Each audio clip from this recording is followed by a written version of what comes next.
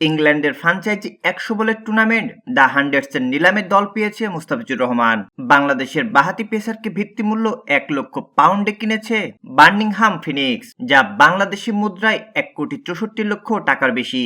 T twenty হিসেবে স্বীকৃত ১০০ বলের খেলার দ্য হান্ড্রেডে এবারই প্রথম খেলবেন মুস্তাফিজুর রহমান। লন্ডনে বৃহস্পতিবার নিলামের তৃতীয় ও শেষ ধাপে নাম ওঠে মুস্তাফিজের। তার জন্য বার্মিংহাম ছাড়া আর কেউ বিট করেনি, ফলে এই দলটি পেয়ে যায় ৩০ বছর বয়সী এই পেসারকে। নিলামের চূড়ান্ত তালিকায় ছিলেন বাংলাদেশের আরেক ক্রিকেটার রিশাদ হোসেন। ৭৫,০০০ ভিত্তি মূল্যের ক্যাটাগরিতে থাকা এই লেগ স্পিনারের নাম নিলামের প্রথম ধাপে উঠলেও আট ফ্রাঞ্চাইজির কেউ আগ্রহ দেখায়নি। টি-টোয়েন্টি এই মুহূর্তে বোলারদের মধ্যে সেরাদের কাতারে থাকবেন মুস্তাফিজুর রহমান।